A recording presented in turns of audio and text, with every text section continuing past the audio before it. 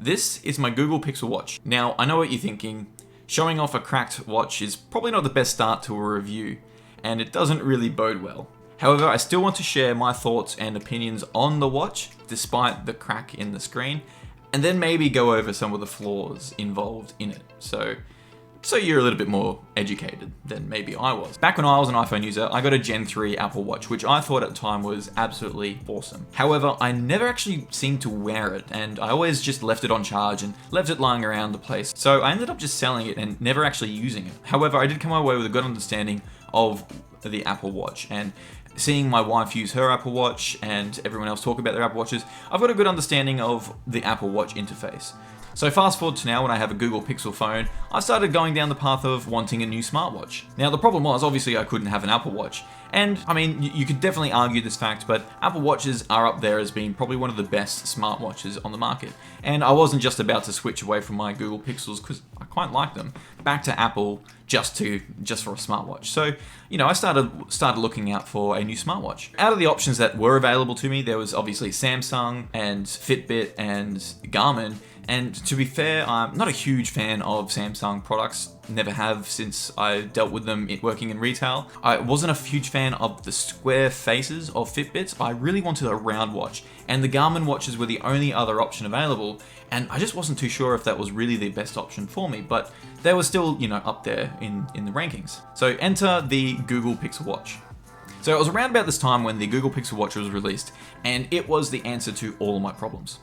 They designed it to match with the phones. It had all the functions that I could have wanted in a smartwatch, Fitbit tracking, obviously checking the time, calendars, notifications, Google Pay, all of those kinds of things built into the watch, which, is quite convenient. And overall, the price of the Google Pixel Watch wasn't really too bad. The other thing that I really loved about the Google Watch was its design. The glass edge-to-edge design of the Google Watch is one of the big takeaways and one of the main reasons I was so impressed with the Google Watch and why I wanted to get it so bad.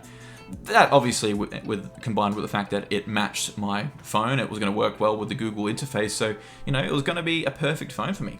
However, the thing that I really loved most about the phone was actually probably its biggest flaw, and well, we'll cover that in a little bit later. So as I'm making this video, I got the Google Pixel Watch 6 months ago, and in that time, I've actually really enjoyed it. I have loved the watch, and unlike my previous smartwatch, I wore it every day. The integration with Fitbit is really good. Although the Google Fit app version, I didn't really use much of that. I don't really know why it exists when Google owns Fitbit as well. It's just a bit weird. Anyway, the Google Watch came with 6 months of Fitbit Pro, which I'm actually still subscribing for now because it is quite handy. And at the time, I was trying to lose some weight. I put on quite a bit of weight when just before my baby was born. So I was going through the process of trying to lose weight, and I found the Fitbit app and the Fitbit tracking of the Google Watch really helpful. I really enjoyed the calorie counting side of the app. Obviously, being able to track your steps. Overall, the Fitbit side and the fitness tracking side of the Google Watch worked really well. And the sleep tracking was absolutely fantastic as well. So sleep tracking with the watch helped me, and you'd probably say that this would probably work with any other watches, but I thought I'd highlight one of the features. With sleep tracking on the watch, I was finally able to establish why I was always so tired. And you think, oh yeah, you should go to sleep earlier and stuff like that, and which I was. However, with the information from Fitbit, I was able to establish that I was not getting quality sleep that I should have been. And after a lot of digging into it and stuff, I really found it was because I was drinking too much coffee. But I wouldn't have found this information out had I not been watching the sleep tracking on the Fitbit, because it was able to tell me when I was awake during the night. And even though I was going to bed early and trying to get more sleep, the sleep I was getting wasn't that good quality. So once I realized that I was drinking too much coffee throughout the day and I cut the coffee out, I was able to see an improvement in my sleep quality and overall an improvement in my mental health. So I would have liked a little bit longer battery life. However, I did find I got myself into a pretty good routine where I'd get home from work, take it off and put it on charge, spend time with my family, have dinner and all that stuff, have a shower, and then put it on just before I get back into bed. So overall, I wasn't too worried about the battery life, because I know that was one of the things that people complained about most with the watch, is that it only had a 24-hour battery life. But overall, I didn't really run into too many issues with the battery life of the watch. And lastly, one of the things I really loved about the watch, and I've said this before, is the design. The edge-to-edge design of the watch looked really good, and that was my main thing that I really loved. And just like a true hyper fan, I went and bought the matching Google 7 Pro in hazel to match my watch. Exactly 1 week after buying my new Google Pixel 7 Pro, the worst thing could have happened. I had just taken my watch off to jump into the shower after I'd got home from work, and as I was turning around to get into the shower, my hand brushed the watch, knocked it off, and it fell onto the tiles.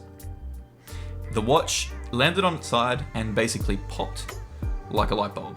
So the fact that the watch is edge-to-edge glass really shows a bit of a design flaw in the actual design.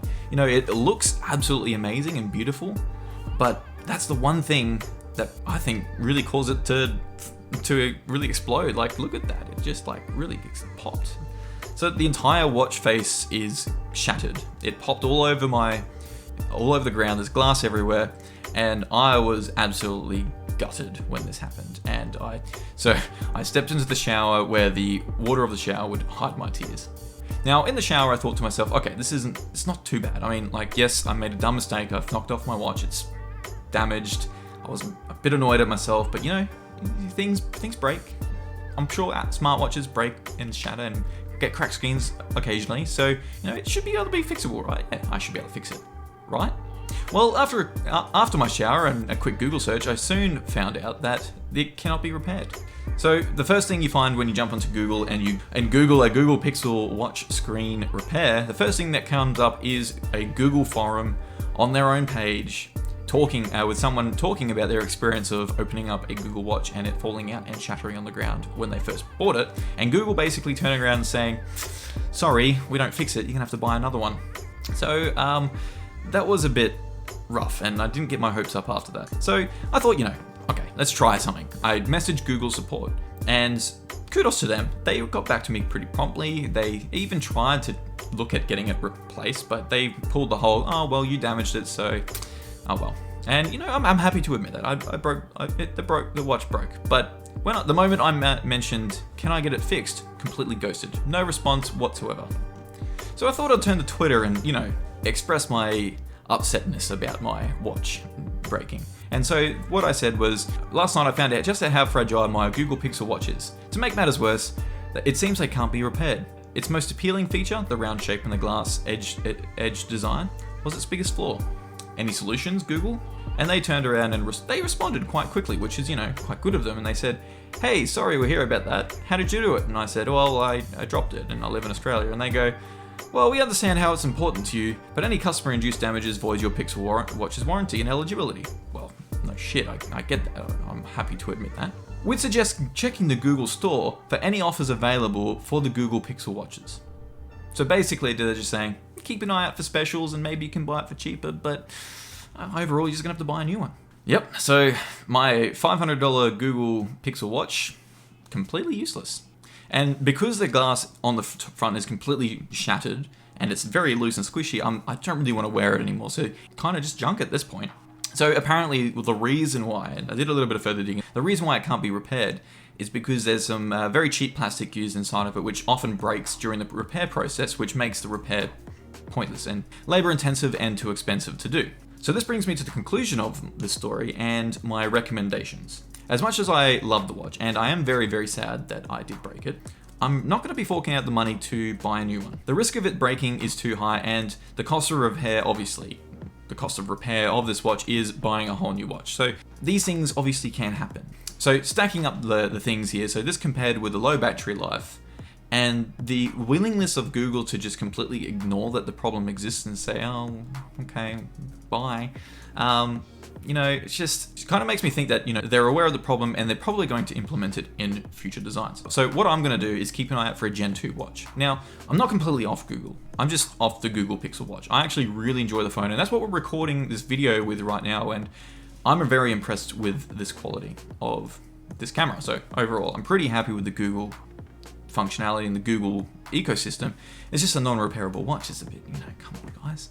So like I said, I'm going to keep an eye out for a Gen 2 watch, because the Gen 1 has been out for quite a while now, and, you know, with technology, usually every year or every year, 2 years, there'll be another release of the watch. So we can pretty much, we can probably safely say it's not going to be long until we get another release of the Google Pixel Watch. And as I said, they completely kind of just shrug off the fact that it can't be repaired and just suggest that you buy another one. So that kind of leads me to, and it's quite obvious in their forums that this is the case. So they're obviously aware that this is a problem.